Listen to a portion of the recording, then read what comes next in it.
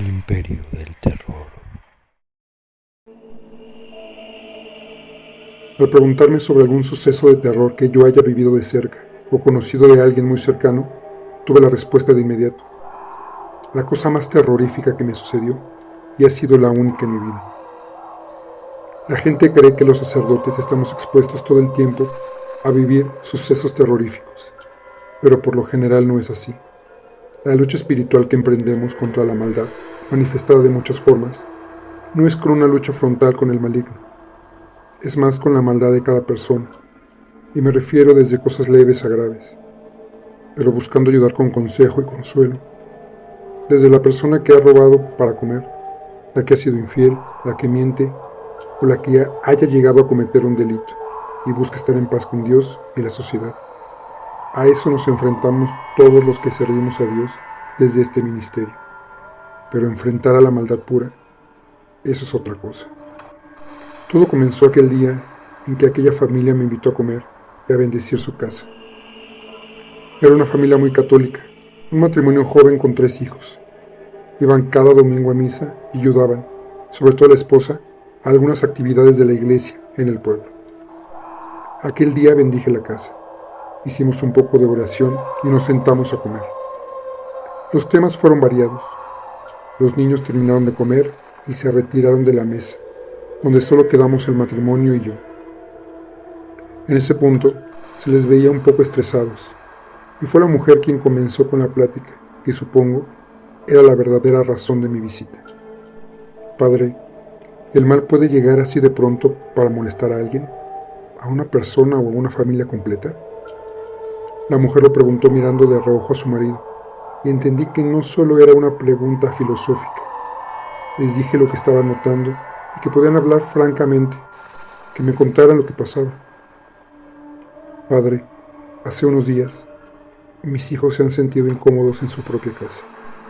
Mencionan que sienten algo raro en el ambiente. No pueden explicar ese malestar, pero dicen sentir un cansancio y una desesperación. Mi esposa también lo siente. Además, mencionan tener pesadillas muy horribles. Yo mismo una noche me desperté gritando por una pesadilla. Al escuchar aquello, traté de tranquilizarlos. Las pesadillas se pueden dar por diversos factores, y ese malestar podría ser consecuencia de las mismas pesadillas. Es decir, al no tener un descanso correcto en la noche, se pueden sentir de malas y cansados. Pero ellos negaron diciendo que había algo más.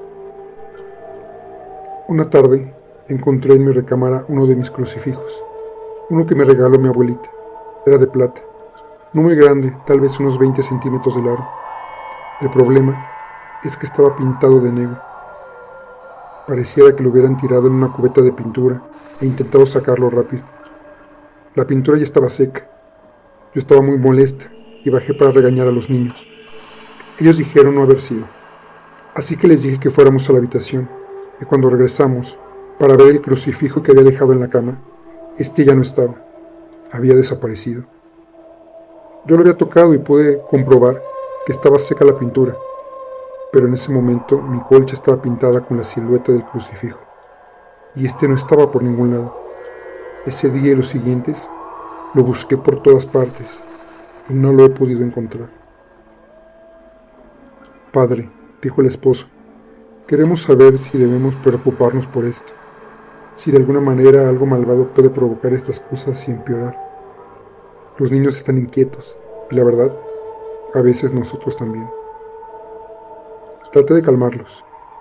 Me explicaron que no habían hecho nada malo, ningún tipo de juego o brujería, nada de esas cosas, y les dije que intentaran no prestar atención a esos miedos, que rezaran, que se encomendaran a Dios, y si tenían la posibilidad, que salieran de la casa a dar un paseo cuando sintieran esa sensación extraña, para despejar su mente y así evitar sugestionarse. Si pasa algo más, no duden en hablarme, les dije. Cuando salía de casa, me encontré a los niños jugando en el patio. Eran 2 niñas y un niño, el menor de unos 7 años.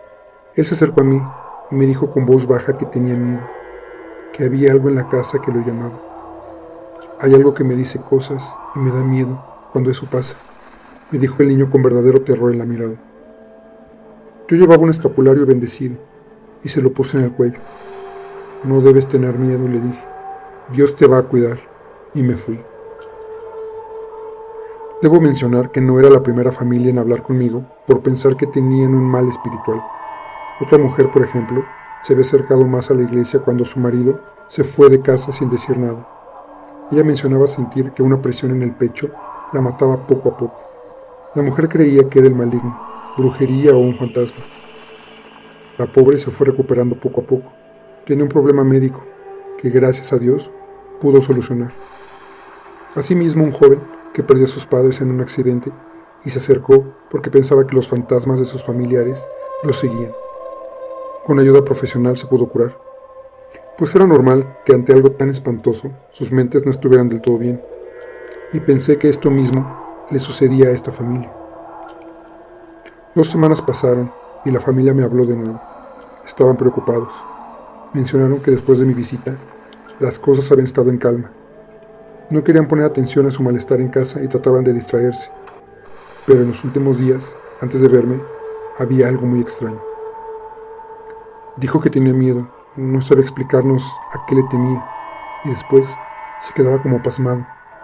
Ha ido cambiando, es como si fuera otra persona. Es grosero, retador, sarcástico. Hace comentarios no acordes a su edad.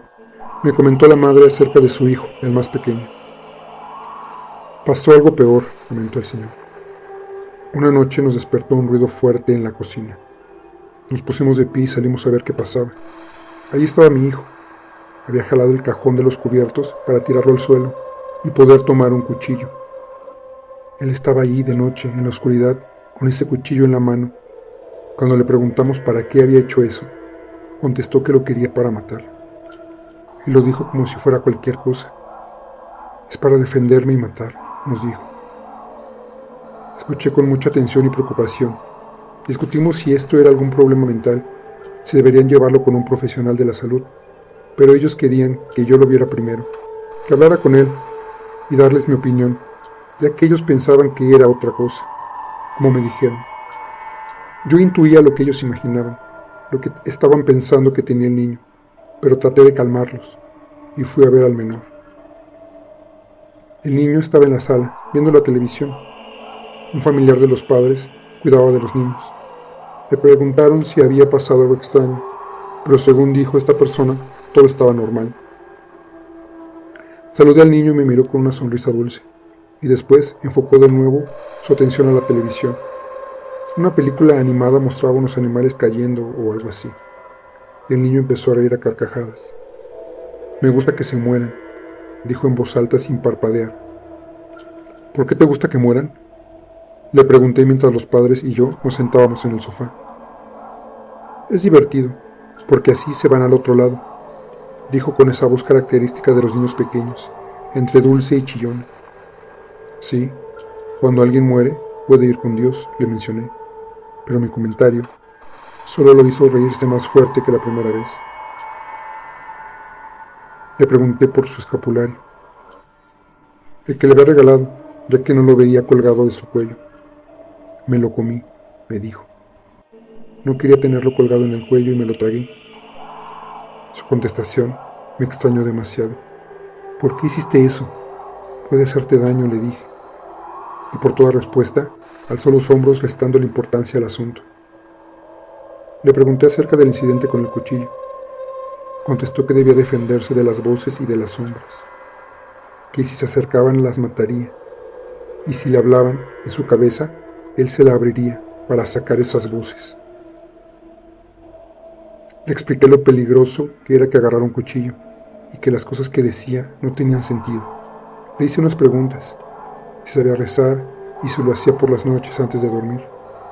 Me aburre, ya no me gusta rezar, y ya no quiero ir a misa. Es aburrido, me contestó. Traté de explicarle que ir a misa era para buscar y hablar con Dios, y cuando tuviera edad recibiría la sangre y el cuerpo de Cristo. Eso evita las cosas malas, le dije. Esa última frase solo lo hizo estallar en carcajadas. ¿Crees que puedes quitar el mal? ¿En serio crees que tú puedes hacer eso, maldito soberbio?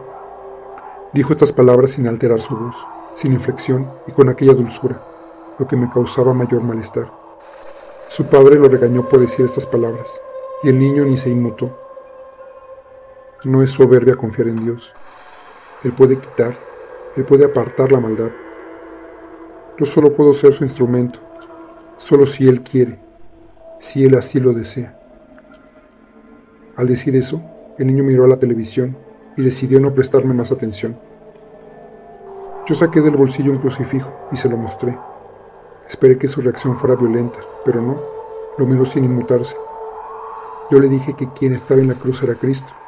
Iba a continuar, pero me contestó muy enojado que lo dejara de molestar para que siguiera viendo su película. Traté de hablar con él, pero me ignoró.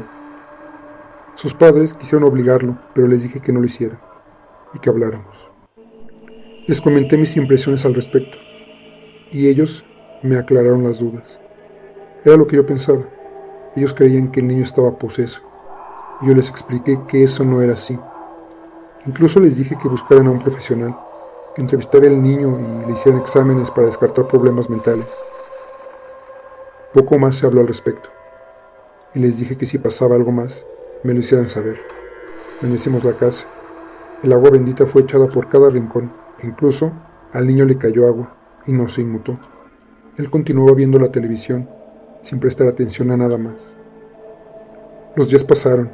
En mis oraciones siempre pedía por aquella familia, esperando que la paz regresara a ellos. Pero quien llegó a la iglesia una tarde fue aquel niño. Era un día entre semana. Yo me ocupaba de algo en el altar cuando lo escuché entrar corriendo y llorando. Me acerqué rápido para tratar de ayudarlo, de saber qué le ocurría. Sus padres y hermanas no estaban con él. Había llegado solo. Estaba desesperado, y al preguntarle qué ocurría, solo me pudo contestar que tenía mucho miedo. Poco a poco intenté calmarlo.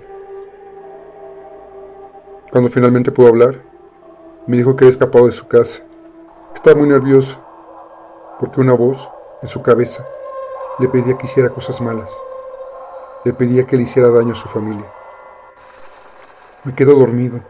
Empiezan las voces y me duermo, sin que sea de noche y sin que me acueste. Me puedo dormir de pie o sentado, y después de mucho tiempo, despierto. Y no quiero que eso me pase, me dijo el niño. Yo lo llevé a su casa con sus padres. En el camino intenté calmarlo, pero él solo lloraba. Sus padres estaban muy preocupados. Les expliqué lo que había sucedido. No sabemos cómo escapó, dijo la mamá. Lo encerramos en su habitación, castigado por decir groserías. Le dije que levantara sus juguetes y usó un lenguaje muy vulgar. Lo encerramos en su cuarto, y al ir a buscarlo para comer, ya no estaba. También me contaron que había venido con una psicóloga, la cual, según su diagnóstico, el niño estaba bien, no tenía ningún problema. Padre, mi niño escribió palabras sin sentido en la pared, casi llegando al techo. No había manera de que él pudiera llegar tan arriba, ni subiéndose a la silla hubiera llegado. Eran letras y palabras escritas en su cuarto. Pensamos que era una tinta, pero era sangre. No tenía ninguna herida ni nos lastimó a nosotros. No sabemos de dónde la sacó. Escuché a la madre, pero me encontraba aturdido. No sabía qué ocurría. Yo no soy exorcista y no creía que el niño estuviera poseso. Así que les dije que buscaría ayuda con un experto. Así lo hice. Esa noche hice un par de llamadas para que un experto pudiera ayudarnos. Y esa misma noche sucedió algo. Después de hacer oración, me quedé dormido, pero un sonido me despertó. Era la risa de un niño. Se escuchaba fuerte, con mucho eco, así que me levanté para ver qué ocurría. Iba caminando en la oscuridad para llegar a la iglesia. Un olor a quemado también se manifestó. Mientras entraba a la iglesia, sentí como la temperatura había descendido. Los cirios estaban prendidos. Antes de acostarme estaban apagados, lo recordaba. Me acerqué a ellos y una sombra me sorprendió. Era la sombra de un niño que se alejaba de la luz de los cirios y se envolvía en las sombras. Sin embargo, su mirada se fijaba en mí. Yo la sentía y la veía. Sus ojos brillaban de un color amarillo. Comencé a rezar para quitarme el miedo, pero el niño que me miraba desde las sombras dejó escapar un grito, o mejor dicho, un gruñido, como de tigre, de animal salvaje, no sé. Después me dijo: ¿crees que puedes quitar el mal? ¿En serio crees que tú puedes hacer eso, maldito soberbio? La voz que salía de aquella oscuridad era la mía, era mi voz, como si escuchara eso desde una grabación. Comencé a rezar en voz alta. Mi cuerpo no me respondía, pero mi boca seguía rezando, hasta que algo me interrumpió.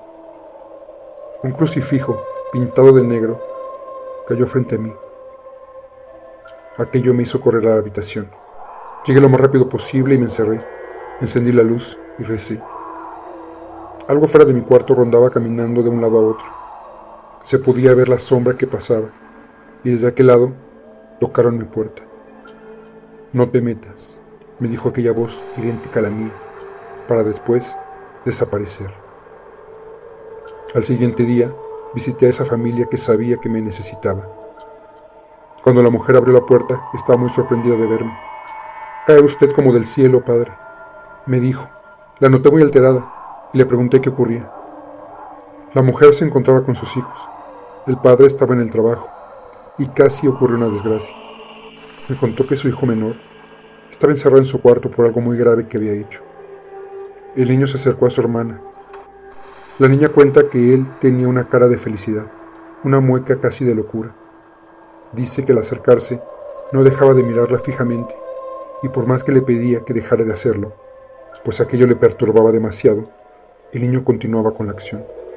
La otra hermana, la mayor, se percató de esto y se acercó para preguntarle a su hermanito qué le ocurría. Le voy a cortar la cara en pedacitos y después le abriré el abdomen para dejarla vacía. Eso fue lo que contestó el niño antes de aventarse al ataque con un cuchillo en mano.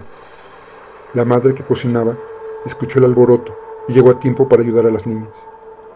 Parecía como loco, no dejaba de sonreír y aún entre las tres no era posible calmarlo del todo.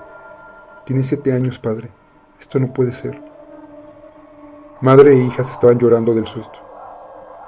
Yo iba preparado para bendecir la casa y bendecirlo a él, hacer oración y pedir por su alma. No había más que pudiera hacer. La persona experta llegaría en unos días. Hay que mencionar que a pesar de la popularidad que ha alcanzado el término exorcismo o posesión en estos últimos años, a finales de los 80 no era algo muy común. En México no conocía a ningún exorcista, y el sacerdote al que pedía ayuda era un estudioso, pero mucha teoría y poco o nada de práctica. Sin embargo, tenía la esperanza de que pudiera ayudar a esta familia. Le dije a la madre que quería ver al niño, y fuimos a su habitación. Entramos y parecía que el niño nos esperaba, pues se encontraba sentado en una silla frente a la puerta, con una mirada inquietante. Te visité ayer en la noche, pero creo que no entendiste nada, me dijo el niño con su voz de pequeño. Nunca hubo un cambio en su voz, nunca se escuchó como un adulto, ni gruñidos, ni nada de esas cosas. La verdad, me inquietaba más que con esa voz dulce pudiera decirme todo eso. La madre no sabía a qué se refería, pero tampoco preguntó. ¿Por qué quisiste lastimar a tu hermana? Eso no está bien. Solo quería divertirme. Quería sacar todo lo que tiene dentro. Dígame, padre, ¿en qué parte está el alma? Quería buscar la de mi hermana y quitársela. El alma no se puede ver, y tampoco se la puedes quitar, le dije tratando de mantener la calma. Pero él se burló. Voy a obtener una, no importa de quién sea, pero la obtendré, me dijo. Le pregunté por qué hacía estas cosas, quién le pedía que hiciera eso, para qué estaba ahí, pero no me contestó nada. Se llevó ambas manos a la boca, como evitando que las palabras salieran, también evitando que una carcajada se le escapara. Tú eres bueno, mi amor. Estas cosas están mal. Si ocurre algo, dímelo. Nosotros te podemos ayudar, dijo la madre con lágrimas en los ojos. No pueden ayudar a nadie. No tienen el control de nada. Ni siquiera se dan cuenta que son solo hormigas. Dicho eso, comenzó a tararear una canción infantil. Traté de hablar con él, pero no me hizo caso. La señora y yo salimos del cuarto. Ella cerró con llave y regresamos con las niñas, quienes estaban más calmadas. Yo hice oración y a las 3 las bendije. Les puse agua bendita y con toda la devoción posible le pedí a Dios que las protegiera. Yo continuaba rezando, pero el grito de una de las niñas me interrumpió y sentí un frío en mi espalda. Volteé y el niño estaba de pie tras de mí, con una expresión inquietante, concentrado en algo. No hay que tener miedo, les dije. Dios está con nosotros. Recen lo que sepan, que la bondad siempre prevalecerá. Al decir eso, el niño cambió por completo su expresión. Por primera vez se le vio enojado, fuera de sí. Idiota, he tomado al más inocente de todos. ¿No te das cuenta de por qué? Tendré una, no importa cuál. No hay nada más peligroso que dañar lo más sano. Siempre buscaste la maldad para saber si en verdad era imponente. Eres un necio, y como todos los necios, tendrás que sufrir las consecuencias. Al decir eso, me miró fijamente a los ojos, y es verdad. Sentí que esa mirada estaba vacía, fría, sin alma, solo oscuridad. Empecé a rezar, y él cruzó la estancia, y comenzó a jugar con sus carritos sin prestarnos ya atención. Sentí las extremidades frías, el corazón me palpitaba a 1000 por hora, y vi cómo las paredes de la casa comenzaban a sudar sangre. Me llevé la mano al pecho y sentí mucho miedo. De alguna manera entendí que iba a morir. Lo supe. Con lo único de conciencia que me quedaba, le pedí a Dios con todo mi ser la salvación, pero no la mía, sino la de ese niño y su familia. En ese momento, todo se convirtió en tinieblas. Desperté un par de semanas después en el hospital. Me dijeron que estuve a punto de morir. Gracias a Dios no fue así. Al desmayarme, la señora habló a la ambulancia y, según dicen, apenas me pude salvar. Quien no se salvó fue aquel niño. Después de salir del hospital, visité a la familia del niño y me contaron que un día después de que yo cayera enfermo, el niño falleció. Al parecer, tuvo un ataque en la noche y se ahogó mientras dormía. El sacerdote al que había llamado llegó una semana después de mi desmayo. Quiso entrevistar a la familia y documentar lo ocurrido, pero ellos se negaron. Querían cerrar ya ese espantoso capítulo en su vida. Unos meses después, se mudaron de casa. Se fueron del estado, y aunque manteníamos comunicación por teléfono, después de unos años, no volví a saber de ellos. La casa en que la familia vivía quedó abandonada, y hasta el día en que me fui del pueblo, estuvo deshabitada. Los vecinos decían que a veces en la noche se veía a un niño asomado en la ventana, con un crucifijo negro en la mano. Yo evité siempre pasar frente a esa casa. No hubiera soportado ver al pequeño. Esa es la historia que más me ha aterrado, pues creo que no existe nada más aterrador que ver la bondad y la dulzura corrompida por el mal. Mirar de frente a la maldad, la verdadera maldad, te cambia de por vida.